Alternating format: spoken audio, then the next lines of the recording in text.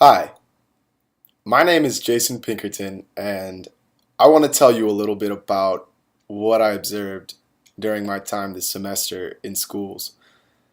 It was pretty exciting for me to get time actually in a school working under a teacher because growing up, I did not have a lot of formal training, or well, I didn't have like formal art classes, so I didn't have a lot of art in classes in schools while growing up.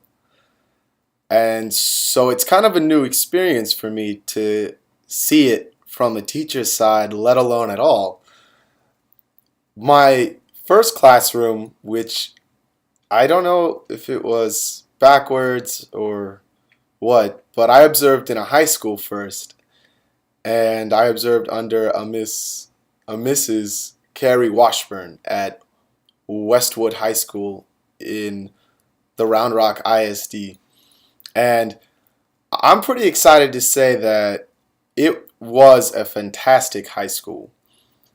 Every day when I went in, the students would be very involved in their work, not just because the teacher made them or because there was some sort of strict punishments, although I'm sure there were, depending on the situation, but because they actually wanted to be involved in an art classroom. And that's pretty exciting for me to see as a future educator. On my first day, I walked in not sure what it would be like, and it was, I guess it was kind of beautiful chaos. I don't know. I don't know if it's something that comes with being more involved in like 3D sculpture or art making because I find myself a little disorganized too, but the classroom was kind of cluttered. Not to say that it was necessarily the teacher's fault, but it was definitely an issue. Um, there wasn't enough storage space, that's for sure, for all the projects of the students, let alone for the materials that the teacher would use. But I think Mrs. Washburn made do pretty well with what she had. On top of that, there was a lot more space required just because it was a three-dimensional classroom. I mean, there was clay, there were wheels, pottery wheels, there were all sorts of materials, glue guns, scissors, carving materials, even a slab roller, and not that much space. Especially since the two closets that the art department had for storage were shared amongst three different teachers. Aside from the space issues, I didn't see a lot else that I was concerned about in this kind of setting. Um, I don't know. I guess it kind of comes with the territory, like I said. One thing that was really interesting for me to see was the differences in all the different types of classes that she taught.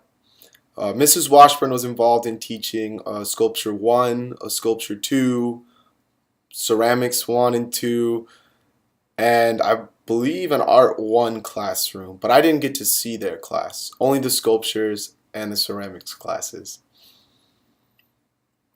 It was interesting for me to see how different and yet similar the classes were on the different levels. I guess that would go into what we talked about with scaffolding. It was pretty good to see. I liked the range and that I wasn't just in one classroom with one group of students the whole time. That did, however, bring up a different issue that I found during my observations, and that would be block scheduling. I have never, ever had to deal with block scheduling before in my life, and it was really confusing. For me as a student observer, it was confusing and took literally the first 2 weeks of me going there to figure out exactly what class I was about to walk into and what the time that it would actually begin is. So I can only imagine how disruptive and confusing that might be from a student's point of view.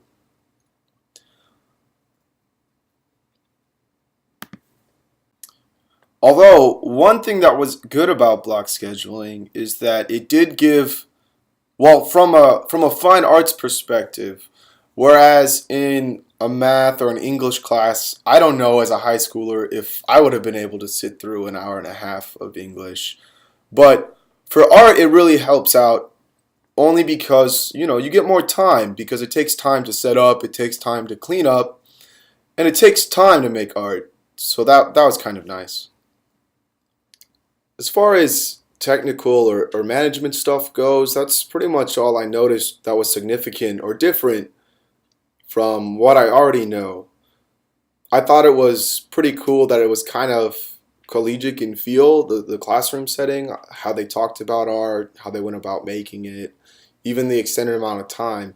And so that was cool because I feel like it's good to prepare students for college.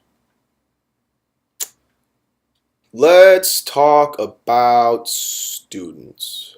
So I remember high school pretty well. It wasn't that long ago for me. And they are different.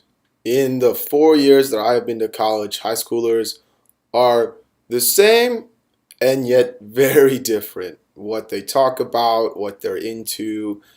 It's pretty much the most volatile social setting I've ever seen.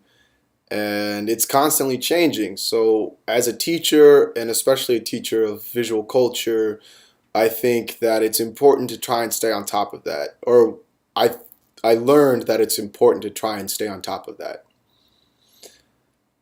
Not saying that you should go to every concert your students go to or watch every show that they watch, but it's good to be aware of the different symbols and imagery that they're being introduced to and what they listen to and look at on a regular basis, because you never know what you can use to make a more effective lesson for your classroom. Aside from that, they were all pretty good workers. There were a few problems as far as motivation goes, but not major. And at the end of the day, when it came time to critique people's works, everybody had something to critique, and it was all pretty good. Um, Obviously, some were better, and you could tell that some were more about making art, and that's what they want to do with their lives. But everybody participated, and I think that was a blend of teacher classroom management skills, exciting new innovative curriculum that's engaging for students, and also the fact that it's an art classroom and art's fun. So let's face that. I learned a lot from my time at Westwood High School, but let's take a journey across town and hear what I had to say about Forest Creek and my experiences there. It's time for a change of pace! Just kidding. Anyways, my time spent at Forest Creek Elementary School was probably the most informative and educational experience I had out of the two locations that I went to. Walking into Forest Creek Elementary School was both an exciting and a pretty terrifying experience for me. I had no idea what I was going to walk into, and I half expected the classroom to be just kids running around with scissors and glue and throwing paper and being loud and just crazy, because I've never seen an art classroom in a primary school before at all. At least with high school, I took, Art 1 and art history and a few other art classes on the high school level. But not once during my primary schooling did I have an art class growing up. So it was very new to me. Much to my pleasant surprise, it was not the case at all what I thought it would be. There was a lot of order actually, and that was pretty exciting. I used to work at like a daycare for the YMCA, and so that's pretty much my only experience with kids, wild and crazy and running around. But not here, not at all. My observing teacher was Mrs. Pam Arnold, and she's been working, from what I understand, for a pretty long time at this school and in the Austin Round Rock area in general. And she runs a very tight ship.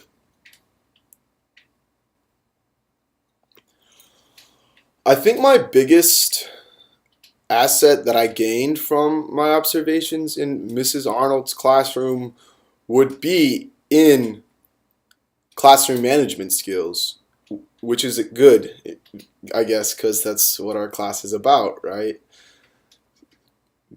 But to be more specific, it was amazing for me to see how organized and efficient her classroom was run, especially when she had students from kinder all the way up until 5th grade.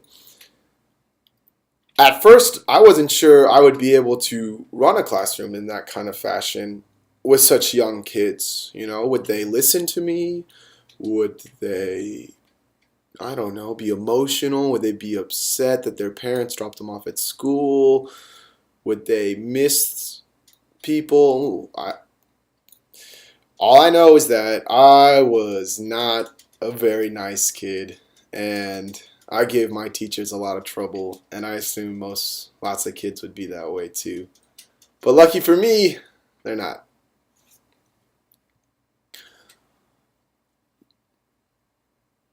Out of all the things that I saw in Mrs. Arnold's classroom, the one thing that I thought was probably the most effective was her chore system.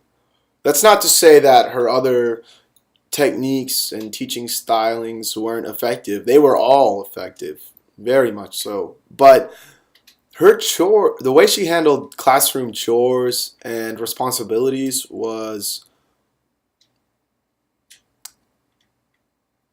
uh, let me just explain it because I'm not sure what the word would be to describe it. She would at each table sit, at least to begin with, two boys and two girls, preferably of people who she thought didn't know each other. To sort of break social boundaries so they can make new friends, and also it kind of helps keep the class quiet when everybody's not sitting by their best friend. Then each seat would have a specific color dot you on the side of it or of the table, so you knew what color you were: red, yellow, blue, and green. And then on the board there would be a paint bucket spilling out into an area, and in that area she would put up on Velcro with Velcro a sign that told you what you were supposed to do: markers, glue, scissors, crayons, paper, erasers, and pencils. Whatever your job was for the day, all you had to do was look at your seat color and then look at the board and go and do it at the beginning of class. And it worked phenomenally. Every day she would have every grade, different classes, because again it was a block schedule, which is crazy to me. But every grade, kinder through 5th, every day at least. And not that much time between grades. Sure, at lunchtime she had a little extra time to set up, but to be honest, lunch is important and you need energy as much as the kids do. Especially, in fact, I think you probably need more energy than the kids do in order to keep up. But through this simple method, she was able to not only reduce the amount of time it took her to set up her classroom, but also teach kids about responsibility and give them ownership of materials and space, making them much more accountable for their supplies, and for themselves, and for their classmates, which is great to see at such a young age. There were a lot of little things that helped keep her classroom in order. Everything was labeled, places, like things were always put away where they needed to be put away because of her awesome chore system. But there wasn't much else to it. It was pretty simple. It was more about knowing your space, using it effectively, using it efficiently, and also getting the kids involved. It takes a lot of work off of your hands as the teacher, so I don't think there's anything wrong with that. I don't have much else to say as far as my observation goes, but I do want to thank you for your time that you took to listen to what I had to say. Hopefully, your experiences in your student observations were as beneficial as mine. And also, I hope that you took something from this brief presentation that maybe you might have not had at your observations. Again, thank you for your time. Pinkerton out.